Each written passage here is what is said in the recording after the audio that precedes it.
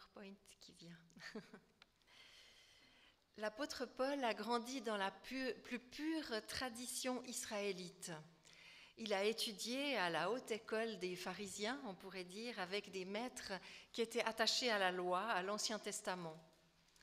Mais quand l'apôtre Paul rencontre Jésus-Christ sur le chemin de Damas, il est bouleversé. Il se met à réviser toute sa foi, toutes ses connaissances à la lumière de Jésus-Christ. Et il relit bien sûr le prophète Ésaïe. Et Paul comprend que Jérusalem n'est plus le centre de sa foi. La présence divine n'est plus dans le lieu très saint du temple, mais en Jésus-Christ, le Fils de Dieu qui a vécu parmi nous. Et en Christ, toutes les prophéties de l'Ancien Testament, toutes les promesses se réalisent. Et c'est pourquoi Paul ose affirmer dans sa lettre aux Galates que la Jérusalem actuelle vit dans l'esclavage avec ses enfants. Mais la Jérusalem d'en haut est libre, et c'est elle qui est notre mère. Parce que oui, Jésus-Christ règne, comme on vient de le chanter, Jésus-Christ règne dans la Jérusalem d'en haut. 45 ans plus tard, l'apôtre Jean médite aussi l'Ancien Testament à la lumière de Jésus-Christ. Comme Jésus avant lui et l'apôtre Paul aussi l'ont affirmé, la présence de Dieu n'est plus dans le lieu très saint du temple, mais en Jésus-Christ. Et Jean en est encore plus convaincu parce que, à son époque, désormais, le temple est détruit à Jérusalem. Et dans son Apocalypse, l'apôtre Jean fait une synthèse grandiose des prophéties. Il veut encourager les croyants parce que les temps sont difficiles. Lui-même est en exil, persécuté à cause de sa foi. Et au début de sa lettre, Jean parle de la nouvelle Jérusalem qui descendra bientôt du ciel, au chapitre 3, verset 12. C'est ça l'espérance que le Seigneur donne aux croyants, qui restent fidèlement attachés à lui et à sa parole. Et à la fin de sa lettre aussi, Jean reçoit cette fois une grande vision de cette cité céleste. Au chapitre 21, il dit « Je vis descendre du ciel d'auprès de Dieu la ville sainte, la nouvelle Jérusalem. » Et nous aussi, nous vivons dans des temps troublés, où rester fidèlement attaché à Jésus-Christ est un combat.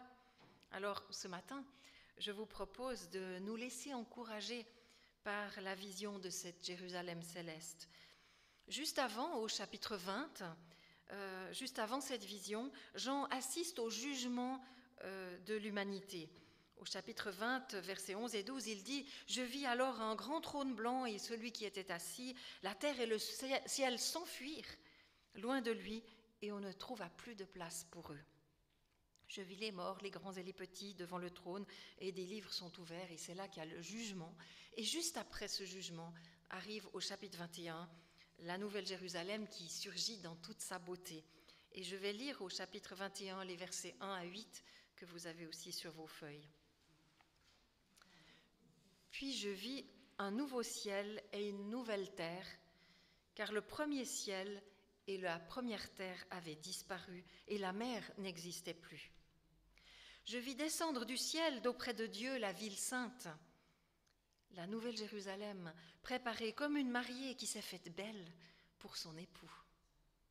J'entendis une voix forte venant du ciel qui disait « Voici le tabernacle de Dieu parmi les hommes, il habitera avec eux, ils seront son peuple et Dieu lui-même sera avec eux. Il essuiera toute larme de leurs yeux. La mort ne sera plus, et il n'y aura plus ni deuil, ni cri, ni douleur, car ce qui existait avant a disparu. » Celui qui était assis sur le trône dit « Voici, je fais toutes choses nouvelles. » Il ajouta « Écris cela, car ces paroles sont dignes de confiance et vraies. » Puis il me dit « Je suis l'alpha et l'oméga, le commencement et la fin. À celui qui a soif, je donnerai à boire gratuitement de la source de l'eau de la vie. Le vainqueur recevra cet héritage. Je serai son Dieu et il sera mon fils. Quant aux lâches, aux incrédules, aux abominables, aux meurtriers, à ceux qui vivent dans l'immoralité sexuelle, aux sorciers, aux idolâtres et à tous les menteurs, leur part sera dans les temps ardents de feu et de soufre. C'est la seconde mort. »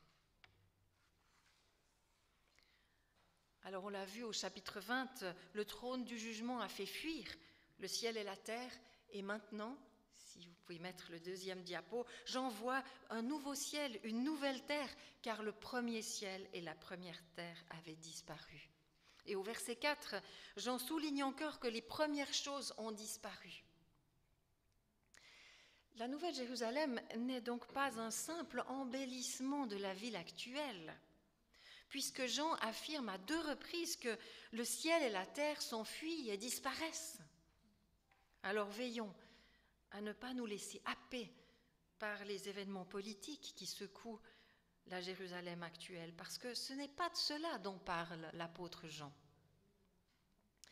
En fait, il utilise Jérusalem comme une image pour parler d'une réalité spirituelle, la Nouvelle Jérusalem, réalité qui nous dépasse complètement. Aucun mot humain ne peut décrire une telle gloire. C'est pourquoi Jean emploie une image, comme l'ont fait avant lui Ésaïe et puis l'apôtre Paul. Verset 1, la mer n'est plus. Alors il faut voir que les Israélites avaient peur de la mer, parce qu'ils n'étaient pas des marins. Et puis la mer leur rappelait aussi leur fuite hors d'Égypte, quand ils ont été bloqués devant cette mer rouge infranchissable pour eux, et alors qu'ils avaient Pharaon à leur trousse et son armée. Et par un miracle du Seigneur, les Israélites ont pu traverser la mer et échapper aux Égyptiens. Les prophètes, tout au long de l'Écriture, les prophètes reprennent cet événement en exemple pour parler du drame qui ronge l'humanité. La mer Rouge, c'est comme la mer, comme la mort qui va nous engloutir. Et puis le Pharaon à nos trousses, c'est comme le diable. Et Dieu seul peut nous délivrer du diable et de la mort. La mer n'est plus. Jean affirme qu'il n'y a plus aucune menace pour les habitants de la Nouvelle Jérusalem. Ce peuple de racheté est le fruit d'un miracle, comme à l'époque Israël. Dieu nous a fait un passage dans la mer, ou autrement dit un baptême dans la mort et la résurrection du Seigneur. Puis Dieu nous conduit à travers le désert de la vie présente, jusque dans la nouvelle Jérusalem qui descendra du ciel. Et là, enfin, la mort, avec son cortège de deuil, de cris, de peine, ne sera plus. Dans nos corps de résurrection, il n'y aura plus aucune souffrance, plus aucun mal. Le souvenir des peines de ce long désert aura même disparu quand Dieu aura essuyé toutes nos larmes. Parce que dans cette nouvelle Jérusalem qui descend auprès de Dieu, Dieu, par amour, nous promet une totale guérison et une parfaite consolation. Un seul garde des traces sur son corps, c'est Jésus. Parce que les trous dans ses mains et dans ses pieds et le coup de lance dans son côté sont des signes glorieux du salut qu'il nous a acquis à la croix. Les apôtres ont été témoins de ces marques sur son corps de ressuscité avant que Jésus ne retourne vers son Père. Hormis ces marques glorieuses, il n'y aura plus aucune trace de mal et de malheur. Notre espérance est donc fabuleuse, merveilleuse. Il n'y aura plus de handicap, plus de maladie, plus de deuil, plus de souffrance. On l'a vu, le jugement a eu lieu au chapitre 20 et les premières choses ont disparu. La place est donc libre, totalement libre, pour accueillir, si vous pouvez mettre le dia suivant, la ville sainte, la nouvelle Jérusalem descendant du ciel d'auprès de Dieu, préparée comme une jeune mariée ornée pour son mari.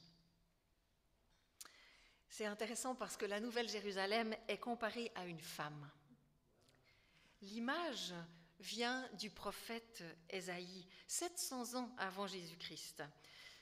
Ça paraît étonnant a priori parce que rien ne peut nous laisser imaginer qu'une ville sous les traits d'une femme ou une femme sous les traits d'une ville. Ça surprend. Et en fait, ces deux images, la ville et la femme, viennent s'entrechoquer dans notre imaginaire. Et c'est ainsi que le prophète Ésaïe, déjà à son époque, nous fait percevoir une réalité spirituelle qui nous dépasse, qui le dépasse lui aussi. Et dans l'imaginaire israélite, Jérusalem, bien sûr, c'est la cité de David, la ville choisie par Dieu qui abritait le temple, où se trouvait le lieu très saint, avec le coffre de l'Alliance, la Shekinah, au-dessus la présence de Dieu. C'est donc le cœur de la foi israélite. La femme, l'image de la femme fait penser bien sûr à la belle Sarah, au tout début de l'histoire d'Israël. Sarah était stérile, on le sait, mais Dieu l'a délivrée de sa stérilité. Elle a donc enfanté Isaac par miracle, selon la promesse que Dieu avait faite à Abraham et Sarah d'avoir une descendance nombreuse. Si vous pouvez mettre le diapo numéro 4, ça résume ces deux images, la femme et la ville. Vous avez la ville qui symbolise la cité de Dieu, choisie par Dieu, sainte, qui abrite le temple avec la présence de Dieu, le coffre de l'Alliance. Et puis, oui, alors il y a eu un petit défaut sur le... C'est pas grave. Vous avez à droite la femme qui symbolise Sarah, qui était belle et qui a enfanté par miracle. Et selon la promesse de Dieu, elle a donné naissance au peuple d'Israël. Et donc, ces deux images qui s'entrechoquent nous montrent que Jérusalem est le lieu par excellence du mariage entre Dieu et son peuple. Ésaïe, quand il parle de cette femme ville au chapitre 54, Ésaïe écrit à peu près 1300 ans après l'histoire d'Abraham et de Sarah, et à peu près 300 ans après que David a conquis Jérusalem. Donc Ésaïe, déjà à son époque, c'est des histoires anciennes pour lui, il médite ces histoires anciennes, et Dieu, à son époque, lui fait voir une terrible réalité spirituelle. À cause du péché des Israélites, la femme ville Jérusalem s'est elle-même répudiée, s'est elle-même éloignée de Dieu. Et Ésaïe doit annoncer que le mariage de cette femme ville avec Dieu, c'est-à-dire l'alliance que Dieu avait conclue avec elle au Sinaï, eh bien, ce mariage est déjà brisé à cause des péchés. La situation est catastrophique. Les descendants, parce que Ésaïe voit que les descendants d'Abraham et Sarah, le peuple d'Israël, sera exilé à Babylone, loin de leur terre, loin de leur temple, loin de la présence de Dieu. Et en effet, Jérusalem et son temple seront brûlés et détruits 100 d'années après la prophétie d'Ésaïe. Pourtant, Ésaïe, au chapitre 53, il comprend que tout n'est pas perdu. Parce que Dieu est grand, Dieu a des solutions, Dieu veut sauver. Et il va le faire au travers d'un mystérieux serviteur de l'Éternel. Et ce Messie va trouver le moyen d'ôter et de laver les péchés des Israélites. Et c'est ce Messie qui va conclure une nouvelle alliance, un nouveau mariage. Alors Ésaïe s'exclame, après ce chapitre 53, au chapitre 54, il s'exclame « Réjouis-toi, stérile, toi qui n'as pas eu d'enfant !» Car comme Sarah, qui était stérile, eh bien Jérusalem est une femme stérile, alors dans un sens spirituel, sa stérilité est due au péché de ses habitants, les Israélites. Mais Ésaïe invite cette femme ville à exulter de joie parce que Dieu va l'épouser et lui donner de nombreux enfants, comme il l'avait promis à Abraham. Et cette nouvelle femme Jérusalem est sainte, car les péchés de son peuple ont été lavés par le sang du Christ. Elle vient du ciel, maintenant on le sait dans le Nouveau Testament, parce que tous ces enfants sont engendrés de Dieu par l'Esprit. Ils ne sont pas nés d'une généalogie humaine, mais par la foi en Jésus-Christ, selon la promesse faite à Abraham d'être le père de tous les croyants. Et on voit maintenant Jérusalem ornée de ses plus beaux atours, parce que Dieu l'a faite belle. Oui, chaque croyant est un miracle. du Seigneur, une pierre très précieuse ajoutée à cette merveilleuse cité du Dieu vivant. Et Ésaïe 54 parlait déjà de cette femme qui allait être épousée et aussi que c'était une ville fondée sur du saphir et garnie de pierres précieuses. Ces textes sont vraiment magnifiques et c'est sur eux que s'appuie l'apôtre Paul dans les Galates et puis dans Apocalypse 21, bien sûr aussi l'apôtre Jean. Si vous pouvez mettre le diapo suivant. « Et j'entendis une grande voix sortant du trône, disant, « Voici la tente de Dieu avec les hommes, et il campera avec eux. » La tente, bien sûr, on pourrait traduire aussi le tabernacle de Dieu avec les hommes, et il tabernaclera avec eux, hein, c'est le même mot en grec. Et donc, cette tente rappelle le tabernacle quand les Israélites ont traversé le désert. Dieu a voyagé avec son peuple. Il a voulu habiter au milieu d'eux. Dans le lieu très saint de ce tabernacle, eh bien, Dieu parlait à Moïse. Il lui révélait comment sanctifier Israël et comment le conduire jusqu'en Canaan, jusque dans le pays promis. Et c'est merveilleux parce que le Dieu qui a créé le ciel et la terre s'est contenté d'une simple tente. Il n'a pas imposé à son peuple de lui construire un palace. Ce n'était pas une condition pour être admis en la présence du Dieu très saint. Non, le Tout-Puissant, comme le dit 2 Samuel 7, le Tout-Puissant n'a pas habité dans une maison, mais il a voyagé sous une tente, dans un tabernacle. Parce qu'il a voulu rencontrer les Israélites en vérité, dans la plus grande simplicité, pour qu'ils soient témoins de son amour et de sa grâce. Et maintenant, cette nouvelle Jérusalem qui nous attend, c'est la tente de Dieu avec les hommes, c'est-à-dire là où Dieu campe avec eux. Cette ville est donc un nouveau lieu très saint, où Dieu se révèle aux hommes dans la plus grande intimité de sa présence. Et le diapo suivant, merci. Et eux seront ses peuples, et Dieu lui-même sera avec eux. Alors le pluriel « ces peuples » est si surprenant qu'il est souvent corrigé. Pourtant, pour ma part, il me semble qu'il démontre un énorme élargissement de la perspective. La Nouvelle Jérusalem sera le tabernacle de l'Éternel, pas seulement avec les Israélites quand ils ont traversé le désert, ceux qui étaient fidèles à Dieu. Non, la Nouvelle Jérusalem est le tabernacle de Dieu avec les hommes, c'est bien précisé juste avant, c'est-à-dire les croyants de tous les temps, de tous les lieux. D'ailleurs, Jésus lui-même a dit à ses disciples, des Israélites, qu'il allait réunir 2 peuples. Il leur a dit, « Moi, je suis le bon berger, je donne ma vie pour mes brebis. J'ai encore d'autres brebis qui ne sont pas de cet enclos. Celles-là aussi, il faut que je les amène. Elles écouteront ma voix et il y aura un seul troupeau, un seul berger. » C'est dans Jean 10. Donc, pour entrer dans cette nouvelle Jérusalem, le critère n'est pas d'être né juif, mais de reconnaître Jésus-Christ comme le Messie, le Sauveur du monde, de croire en lui, le Fils envoyé du Père, et de recevoir son Esprit Saint qui nous donne cette vie nouvelle. Et ensuite, bien sûr, il s'agit d'obéir et de marcher sur ce chemin de sanctification afin de nous préparer à entrer dans la ville sainte qui descendra d'auprès de Dieu. La sainteté ne sera plus confinée dans ce tout petit recoin du lieu très saint du tabernacle, puis ensuite du temple. Non, la sainteté va gagner l'entier des nouveaux cieux et de la nouvelle terre. Ainsi, verset 4, Dieu essuiera toute larme de nos yeux. L'eau ne sera plus celle de nos larmes dans la Nouvelle Jérusalem, mais l'eau qui désaltère et apporte la vie. Si vous pouvez mettre le dia suivant.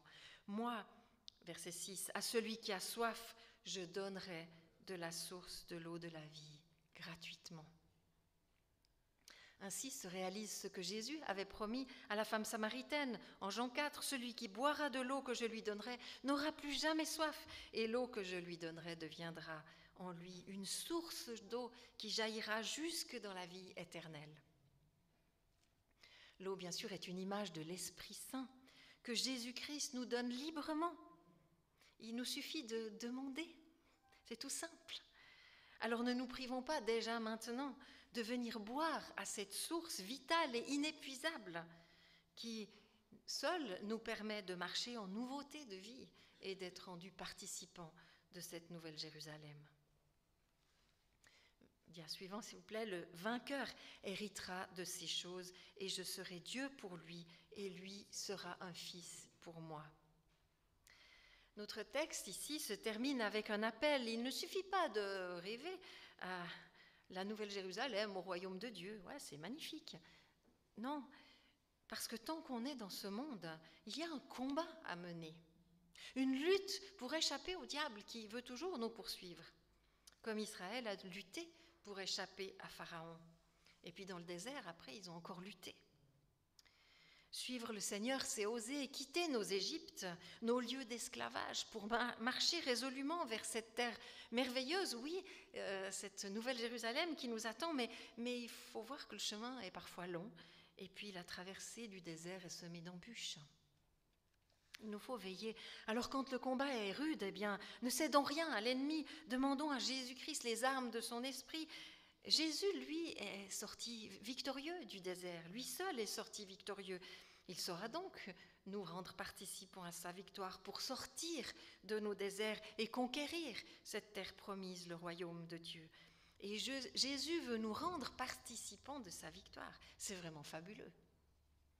Alors restons fermement attachés à lui, sans douter, parce qu'en lui, notre victoire est assurée. Juste après sa résurrection, Jésus a dit à ses disciples « Je monte vers mon Père et votre Père, vers mon Dieu et votre Dieu. » Et au vainqueur, Jésus promet dans notre texte « Je serai son Dieu, il sera mon Fils. » Oui, c'est par la foi en Jésus-Christ que nous sommes enfants de Dieu. Alors, n'allons pas boire à d'autres robinets où l'eau est impure et incertaine, mais approchons-nous de Jésus-Christ, qui sait nous désaltérer de son Esprit Saint. Alors il nous faut conclure, dans ces temps troublés, ne perdons pas courage. Jésus-Christ vient bientôt célébrer son mariage, ses noces avec son épouse, c'est-à-dire avec tous les enfants, les hommes, les femmes qui auront cru en lui. Jésus vient avec sa nouvelle Jérusalem pour habiter avec nous sur une terre nouvelle, débarrassée du mal. Il veut nous réjouir, nous désaltérer de son esprit qui nous donne la vie en abondance. Il nous fera voir Dieu, son Père, qui sera dans ces nouveaux cieux. Tous ceux qui auront vaincu le mal par la foi en Jésus-Christ, le Fils bien-aimé du Père, seront eux aussi appelés fils et filles bien-aimés du Père, petits frères et sœurs de Jésus-Christ. C'est magnifique. Nous serons introduits dans la famille de Dieu, du Dieu éternel, pour vivre dans l'intimité de sa présence. Quelle gloire nous attend! Personne n'a jamais vécu une telle intimité avec Dieu. C'est pourquoi l'apôtre Paul pouvait affirmer dans 2 Corinthiens 4 « Nos légères difficultés du moment présent produisent pour nous, au-delà de toute mesure, un poids éternel de gloire. Ainsi, nous regardons non pas à ce qui est visible, mais ce qui est invisible. Car les réalités visibles sont passagères, mais les invisibles sont éternelles. Nous savons en effet que si notre habitation terrestre, qui n'est qu'une tente, est détruite, nous avons dans le ciel un édifice qui est l'œuvre de Dieu, une habitation éternelle qui n'est pas faite par la main de l'homme. Amen. Seigneur, merci. Merci pour cette perspective, cette espérance merveilleuse que tu nous donnes d'être un jour tous ensemble avec toi, où il n'y aura plus aucune division, aucun mal, aucune douleur, et où nous verrons Dieu, ton Père. Seigneur, merci, et aide-nous vraiment à lever les yeux vers toi en tout temps, à marcher dans ce monde, mais en ayant les yeux tournés vers toi. Tu vois cette culture de l'image aujourd'hui dans laquelle nous sommes plongés sans cesse, qui veut tout le temps nous distraire de toi. Eh bien, Seigneur, aide-nous à lever sans cesse les yeux vers toi, toi le Dieu vivant, saint et éternel. À toi la gloire, Seigneur. Amen.